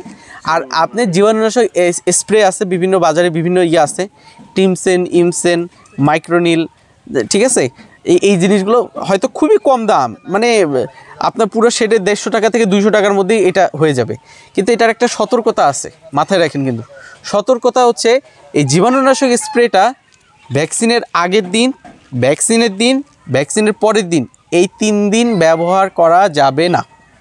আমার কথা কি বুঝতে পেরেছেন না বুঝেননি? ঠিক আছে, এইটা হচ্ছে কথা, এইটা হচ্ছে কথা। আর জৈব নিরাপত্তা বিষয়ে আরও অনেক কিছু আছে, কিন্তু আমি যেটুকু বললাম এইটুকু যদি পালন করতে পারেন ইনশাল্লাহ এনাফ। আর আরেকটা বিষয়ে আমি দেখাই আপনাদের, আমাদের কোম্পানির পক্ষ থেকে আপনাদের যে কিছু গিফট দিয়েছে, তার মধ্যে অন্যতম একটা হচ্ছে এই জীবাণুনাশক ট্যাবলেট। হ্যাঁ, এই ট্যাবলেট এখানে 10টা ট্যাবলেট আছে। এটা মোটামুটি এক একটা মনে হয় 20 কি 25 টাকা দাম আর কি, প্রায় 250 টাকার একটা ইয়া। তো যাই হোক, এই ট্যাবলেটটা আপনাদের জন্য দিয়েছে, সেটা হচ্ছে, হ্যাঁ ঠিক আছে, 24, 25, 26 সাল পর্যন্ত ব্যবহার করা যাবে। যেটা সেটা আমি বলতে চাচ্ছি, যেটা আপনার একটা ট্যাবলেট আপনি 400 লিটার পানি জীবাণুমুক্ত করা যায়। একটা ট্যাবলেট 400 লিটার পানি। কিন্তু এটার সতর্কতাটা আগে বলে নিই, এইটাও একটা জীবাণুনাশক। এইটা দিয়েও আপনি মানে স্প্রের মধ্যে ঢুকায় স্প্রে করতে পারবেন। সেটা হচ্ছে যে এইটা আপনার ওই ভ্যাকসিনের আগের দিন, ভ্যাকসিনের দিন, ভ্যাকসিনের পরের দিন, এই 3 দিন ব্যবহার করা যাবে না। আবার অ্যান্টিবায়োটিক যখন ব্যবহার করবেন তখনও এটা ব্যবহার করা যাবে না। কিন্তু অ্যান্টিবায়োটিক ছাড়া যখন সাদা পানি আপনি দিচ্ছেন, ওই শুধু সাদা পানি না দিয়ে তখন এই ট্যাবলেটটা ওই পানির সাথে গুলায় দিবেন। তাহলে কি বলছি আমি, একটা ট্যাবলেট কত লিটার? 400 লিটার। কিন্তু তাহলে এখন আপনার দরকার 20 লিটার বা 50 লিটার বা ধরলাম 20 litre, 5 litre 10 litre, 5 litre 10 litre. আপনারা যেটা করবেন, ওই ট্যাবলেটটাকে ভাগ করে মোটামুটি আনুমানিকভাবে একটা মিক্স করে দিবেন। না বোঝেন না বিষয়টা? কিন্তু বেশি দেওয়ার চেষ্টা করবেন না, অল্প করে, মানে মানে মনে করেন নিয়ম যেটুকু হয়েছে পারলে আরেকটু কম দিয়ে ওই পানির সাথে, পানিতে দিলে ওটা গুলে যাবে। আমার কথা কি বুঝতে পারছেন? কারণ আপনাদের উপকার করতে এসে আবার যদি ক্ষতি হয়ে যায় তাহলে সমস্যা। ভ্যাকসিনের দিন আবার যদি ভুলেও ব্যবহার করে ফেলেন তাহলে আপনার মুরগির ক্ষতি হবে। কিন্তু আচ্ছা, মূলত হচ্ছে এটা পানি বিশুদ্ধকরণ, পানি জীবাণুমুক্তকরণ ট্যাবলেট। মূলত বিষয়টা হচ্ছে আমরা যে পানিটা ব্যবহার করতেছি হয়তো যদি বিশুদ্ধ না থাকে এটাই কাজ করবে। আর স্যার আপনার কাছে একটা বিষয় জানতে চাই ওনাদের সুবিধার্থে, যে এটা 400 লিটার পানির জন্য যেহেতু একটা ট্যাবলেট, যদি আপনার 10 লিটার পানি দিতে চাই তাহলে 40 টুকরো করা প্রয়োজন। মানে একটা ট্যাবলেটকে কিন্তু 40 টুকরা করা মুশকিল। এটা কি মানে কোনোভাবে অল্প মানে পানিতে মিক্সচার করে কি রাখা যাবে, যে ধরেন আপনার প্রতিদিন ব্যবহারের সময় 2 ফুটা 4 ফুটা করে আপনার ফেলে দেওয়া গেল, এতে কি কাজ করবে কিনা এটা আমার জানা নাই, আপনার কাছে প্রশ্ন সবার জন্য আর কি। এইভাবে না করাটাই ভালো, কারণ এটা আবার একটা ইয়ে আছে, এক্সপায়ারি ডেট আছে, মানে 24 ঘন্টা পর পরই রিনিউ করলে ভালো। বুঝতে পারছেন? আচ্ছা, এটা হচ্ছে কথা। এটা আমি ওই যেটা বললাম আইডিয়া করে আর কি। হ্যাঁ, আরেকটা বিষয়, এটা কি মানে কোনোভাবে করা যাবে, পাউডার করে ফেলা যাবে? হ্যাঁ, পাউডার করে এখানে অল্প একটু পাউডার দেওয়া যায়, ওইভাবে দিতে পারে। 40 টুকরা করা তো না সম্ভব না। ঠিক আছে, এটা অবশ্যই, এটা অবশ্যই করতে পারে। না বুঝেন না, না ট্যাবলেট আবার বড় ট্যাবলেট। আমার কথা বুঝতে পারছেন? এই ট্যাবলেট কি আছে না, ভিটামিন ওকে, আমি একটা খুললাম। হ্যাঁ, আবার এটা কিন্তু ব্যবহার করার পরে এখানে রেখে দিবেন, মানে এটা বাইরে আবার রাখা যাবে না। ঠিক আছে, এখানে এই যে তুলা দিয়ে আছে, দেন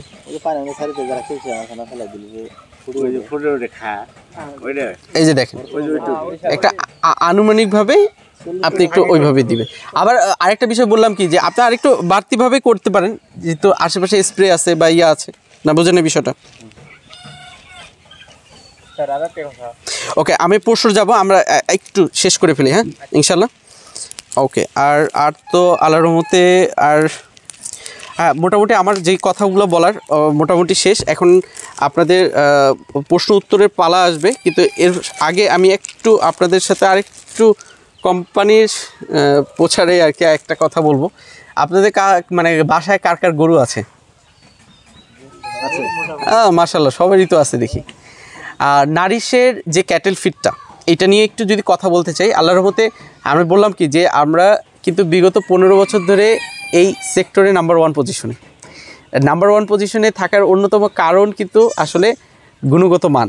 এই গুণগত মান অক্ষুণ্ণ রাখার কারণেই কিন্তু আপনারা ভরসা করেছেন বা বিশ্বাস করেছেন, এই কারণেই কিন্তু আমরা আগাইতে পারছি আর কি। ঠিক একইভাবে আমাদের ক্যাটেল ফিড যেটা আর কি, এই ক্যাটেল ফিডটাও আলহামদুলিল্লাহ যে কোনো কোম্পানিকে আপনারা চ্যালেঞ্জ দিয়ে, এখন আপনি বলতে পারেন আপনারা যেহেতু একটু এইদিকে আছেন যে ভাই গরুর খাদ্য এটা তো একটা বাড়তি খরচ, আমি মনে করি না, আমার কথা বুঝে নাই, হ্যাঁ। আর আমি বলবো গরুর খাদ্য সিঙ্গেলি মানে যে গরু যে খাদ্যটা আছে এই খাদ্য খাওয়াইলে অন্য কিছু খাওয়াইতে হবে না, এটাও কিন্তু ঠিক না। আপনার একটা আদর্শ গরুর খামারের ক্ষেত্রে আপনার পর্যাপ্ত পরিমাণে ঘাস, খড়, তারপরে পানি, পাশাপাশি দানাদার খাদ্য হিসেবে আপনার এই গরুর খাদ্য, এই 4টা সমন্বয়ে যদি করতে পারেন তাহলে দেখা গেল যে আপনি একটা গরু থেকে দুধ পাচ্ছেন 2 লিটার, কিন্তু এই খাদ্যটা খাওয়ানোর কারণে যদি 1/2 লিটারও দুধ বাড়ে, এখানে দেখা গেল যে আপনার 250 ml দুধের যে দাম, মানে ওই দামে আপনি খাদ্যটা খাওয়াচ্ছেন আর আপনি দুধ পাচ্ছেন 1/2 লিটার, তাহলে কেন আপনি ওইটুকু ইনভেস্টমেন্ট করতে পারবেন না? আমার কথা কি বুঝতে পেরেছেন না বুঝেন নেই? এবং বিশেষ করে গরুর মোটা তাজাকরণের যে বিষয়টা, আবার আরেকটা কোশ্চেন থাকে বা প্রশ্ন থাকে যে আমি একটা গরুকে 2 মাস 3 মাস খাওয়াইলাম, তারপর আমি যদি না বিক্রি করি তাহলে এই গরুটা রাখা যাবে কি না? অনেকে কিন্তু একটা আতঙ্কিত থাকে না।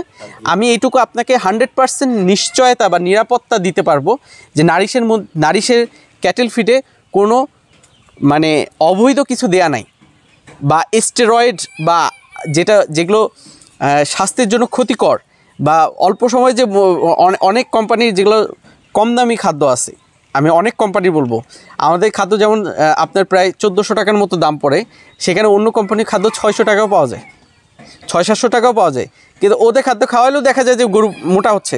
তাহলে কেন হচ্ছে এটা আপনাদের কাছে প্রশ্ন থাকবে, এটা হচ্ছে কথা।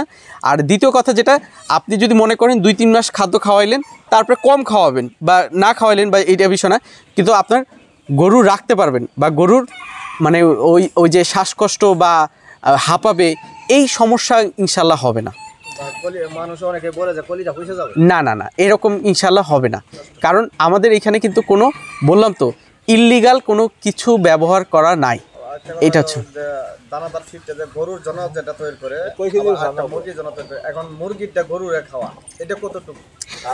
এখন এই কোশ্চেনটা মোশাররফ ভাই খুব ভালো একটা কথা বলছেন, হ্যাঁ। সেটা হচ্ছে যে মুরগির জন্য খাদ্য মুরগির জন্যই তৈরি করা হয়েছে, আর গরুর যে খাদ্যটা এটা বললাম না, আমি আনুমানিক একটা দাম বললাম আপনাকে 1400 টাকা, এই 50 কেজি খাদ্যের দাম পড়ে 2800 টাকা, আর আপনার মুরগির খাদ্যের দাম পড়ে 3500 টাকা।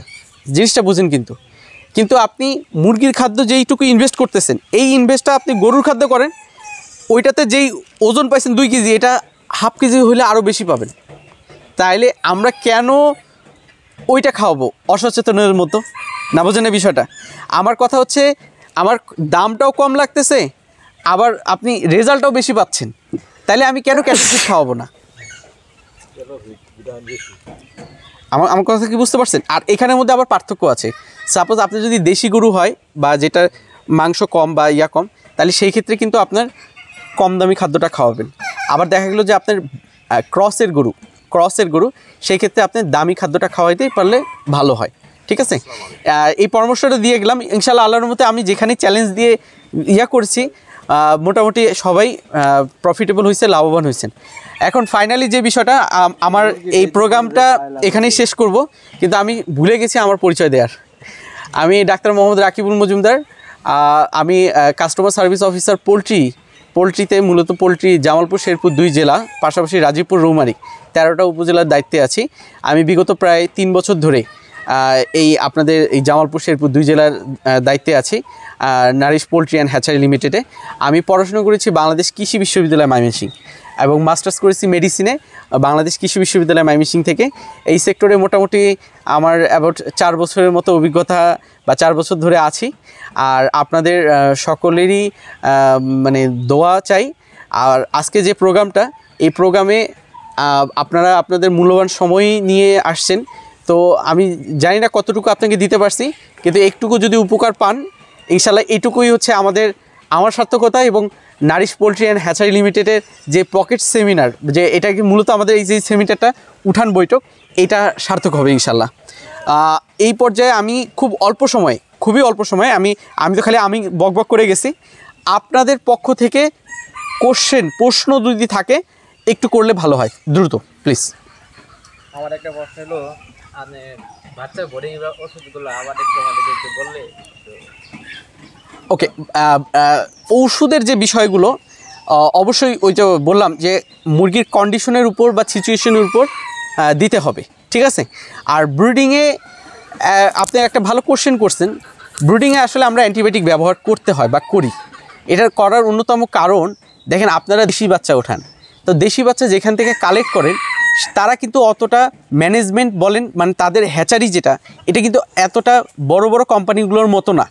এই কারণে কি করতে হয়, আমাদের ব্রিডিংয়ে কিছু অ্যান্টিবায়োটিক দিতে হয় যাতে সালমোনেলা এবং ইকোলাই এই প্রবলেমটা বেশি, যেটা হ্যাচারি বর্ন যেই এই রোগগুলো থেকে রক্ষা করার জন্য। এই ক্ষেত্রে আপনি অ্যান্ড্রোফ্লক্সাসিন এবং অ্যামোক্সাসিলিন প্লাস ক্লাভুলিনিক অ্যাসিড, যেটা এই দুইটা সংমিশ্রণে যেটা আছে, এটা 24 ঘন্টা না, আমি মনে করি 2 বেলা, মানে 8 ঘন্টা 16 ঘন্টা, আর 1 বেলা ভালো একটা কোম্পানির পিএইচ সাথে B1 B2 এটা দিয়ে আপনি ব্রুডিং করতে পারলে সব থেকে উত্তম হয়। এটা প্রথম 4 দিন, 5ম দিন সাদা পানি, মাগরিবের পরে ভ্যাকসিনের পরে লাইসোজাইম গ্রুপের ওষুধ দিতে হবে, ঠিক আছে। আর কোনো কোশ্চেন কারো আছে প্লিজ?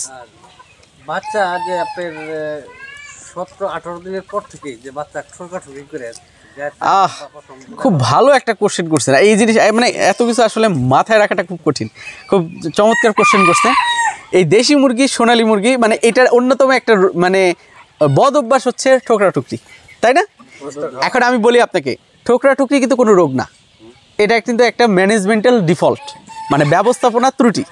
তা 2টা কারণে মূলত বড় দাগে আমি যদি বলি, 2টা কারণে ঠোকরাঠুকরি হয়। একটা হচ্ছে যদি অল্প জায়গায় বেশি মুরগি রাখেন, 1 নাম্বার। আর 2 নাম্বার হইতেছে আপনার তীব্র রোদ ডাইরেক্টলি আপনার খামারে পড়তেছে। আমার কথা কি বুঝতে পারছেন? এই 2টা কারণ। আর আরেকটা কারণ হয় আপনার অনেক ক্ষেত্রে ঠোঁটে সেকা দিতে হয় বা ঠোঁট চোকা হয়ে গেছে, এটা একটা কারণ।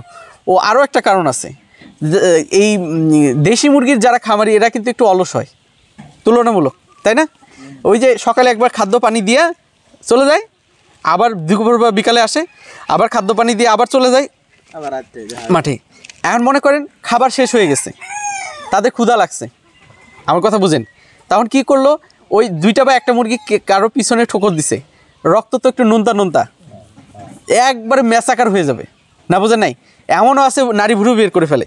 তাহলে এটার অন্যতম কারণটা কি হলো, আপনার খাদ্যর স্বল্পতা, মানে 1 ঘন্টা 2 ঘন্টা 3 ঘন্টা ধরে খাদ্য নাই, আর ওদের তো খাইতে হবে, বাঁচতে হবে, তো জিনিসটা বুঝেন। কিন্তু তখনই কিন্তু এই ঠোকরাঠুকরিটা হয়। আর এটার পরিত্রাণের উপায় হচ্ছে কি, জায়গা পর্যাপ্ত দিতে হবে, আপনার ডাইরেক্টলি সূর্যের আলো যাতে ভিতরে না ঢুকে, ওই দিনের বেলা একটু তাঁবু সিস্টেম, মানে একটু সাইড করে একটা পর্দা দিয়ে রাখতে হবে, যাতে করে মানে সূর্যের আলোটা ভিতরে না আসে কিন্তু বাতাসটাতে যেন ঠিকভাবে যাতায়াত করে, এটা একটা বিষয়। এবং আরেকটা বিষয় হচ্ছে, যখন হয়ে যাবে তখন কি করতে হবে, যেগুলো মানে ঠোকরাঠুকি করছে বা করছে, এগুলোরে আলাদা করে ফেলতে হবে। আলাদা করে ওদেরকে ওই যে পিছনে যেখানে ক্ষত হয়েছে ওই জায়গায় হলুদ এবং নেবানল পাউডার ওইটা দিয়ে রাখবেন, তাহলে দ্রুত শুকায় যাবে ক্ষতটা। আর আরেকটা বিষয় আছে, সেটা হচ্ছে ওই নিম পাতা বিভিন্ন জায়গায় পয়েন্টে ঝুলাই দিবেন, তাহলে অনেকটা দ্রুত নির্মূল করা সম্ভব। আমার কথা কি বুঝতে পেরেছেন? হ্যাঁ, আর অনেকে লবণ দেন বা দেন, আমি লবণটা মনে করি না এটা মানে ভালো। হ্যাঁ, ওকে, আর কারো কোশ্চেন আছে প্লিজ? হ্যাঁ, আর কার কোশ্চেন আছে? ওকে, ইনশাল্লাহ। তাহলে আমি ওকে ঠিক আছে, ইনশাল্লাহ। হ্যাঁ, জিঙ্ক ক্যালসিয়ামটা এটা মূলত আসলে 30-এর পরে ব্যবহার করাটাই উত্তম। হ্যাঁ, জিঙ্ক এবং ক্যালসিয়াম যে বিষয়গুলো, বলে যে 4-5 দিনের মধ্যে খাওয়াইলে পা গুলো মোটামুটি হবে, ওয়েটটা নিতে পারবে, এটা ডাক্তার বলে না। কারণ আপনি খাওয়াচ্ছেন কি বাংলাদেশের নাম্বার 1 ফিড, ফিডের মধ্যে তো সকল ভিটামিন ক্যালসিয়াম সব কিছু দেওয়া আছে। ক্যালসিয়াম পর্যাপ্ত দেওয়া থাকবে, না থাকলে তো ওরা ইয়েই হবে না, হাড়ই মোটা তাজা হবে না। না বোঝেন না বিষয়টা? ক্যালসিয়াম আর জিঙ্ক তাহলে 30 দিনের পরে 30-এর পরে, এবং বিশেষ করে বিক্রির আগে আগে 5-7 দিন টানা জিঙ্ক খাওয়াবেন। দেখতে একবার চকচকা লাগবে, তেলতেলা লাগবে, ওয়েটও বাড়বে, ভালো থাকবে আর কি মুরগিটা। ব্রয়লারের ক্ষেত্রে কিরকম হবে? 30 দিন আগে তারা বিক্রি করে দিবে। না, ব্রয়লারের বিষয়টা তো আলাদা। ব্রয়লারের ক্ষেত্রে আপনি 23-24 দিন পরে খাওয়াবেন, ঠিক আছে? আর তাহলে কোশ্চেন, কোন কোম্পানিটা ভালো? এই কেউ বলে লাভান আর কেউ বলে এটা এখানে বলা যাবে না। ওকে, তাহলে আমি আমার মতো করে মানে আজকে প্রোগ্রাম এখানে শেষ করছি। আমি শেষ করার আগে একটু নাজমিন ভাইকে আর একটু কিছু বলার জন্য অনুরোধ করছি, এবং সবথেকে বড় বিষয় ওনার ব্যবসা প্রতিষ্ঠানের একটু পরিচয়টা আরেকবার একটু দিয়ে রাখতে পারলে। এবং পাশাপাশি আমি অনুরোধ করব, যেহেতু ওনার এই জায়গাটা নতুন ব্যবসা, আমি একটু অনুরোধ করবো একটু প্লিজ ভাই, একটু ওষুধগুলো যদি কিছু অ্যাভেলেবেল করা যায়। ওকে, ঠিক আছে, তাহলে ভাই। নাজমিন ভাইয়ের কাছে প্রশ্ন আমার এটাই থাকলো যে আমরা নতুন খামারে আমরা অনেক কিছু জানি না বিধে আমরা আজকে রাকিব ভাইকে অনেক কিছু প্রশ্ন করতে পারতেছি না। আপনি তো দীর্ঘদিন ডিলারশিপে কাজ করতেছেন এবং আপনার বড় একটা খামার আছে, তা আপনার অনেক কিছুই জানা আছে। এই বিষয়ে আপনি আমাদের পক্ষ হয়ে রাকিব ভাইকে কিছু প্রশ্ন করলে আমাদের শেখা হবে ইনশাল্লাহ। আচ্ছা, ঠিক আছে, ধন্যবাদ। আজকে আর দরকার নেই, কম। যেহেতু আপনার সময়ের স্বল্পতা, আপনার সবাই ব্যস্ত মানুষ, এত বড় সময় দিচ্ছেন, আমি খুব বেশি না, মাত্র 5 মিনিট কথা বলবো আপনাদের সাথে। সবার সাথে পরিচয় ছিল না, আজকে পরিচয় হলো। এখন আপনার রোগ ব্যাধির বিষয়ে যে বিষয়টা, হ্যাঁ, যেমন ভাই হচ্ছে আপনার 13টা থানার দায়িত্বে আছে। আমরা সবাই তাকে হয়তো সব সময় এত সহজভাবে পাবো না, হ্যাঁ। তবে আপনারা চাইলে আমি হয়তো ওনার মতো আপনার ডিবিএম ডক্টর না, তবে আমি এই পোলট্রি সেক্টরের সাথে আজকে 8 বছর যাবত আছি। আমার আরও যদি বিস্তারিত পরিচয় দেই, আমি মূলত হচ্ছে ব্রয়লার মুরগি পালন করি। আমার প্রায় আপনার 20,000-এর মতো ব্রয়লার মুরগির প্রজেক্ট আছে বিভিন্ন জায়গায়, যেটা আমার হচ্ছে মানে ব্যক্তিগতভাবে আমি পরিচালনা করি। এবং এগুলোর আপনার ব্যবস্থাপনা, এগুলোর হচ্ছে কি ট্রিটমেন্ট, এগুলো সব কিছুই আমরা, তো ইনশাল্লাহ আপনাদের সেবায় নিয়োজিত থাকতে পারবো। আপনাদের সবার মানে বাড়ির অবস্থান বা খামারের অবস্থান আমার জানা নাই।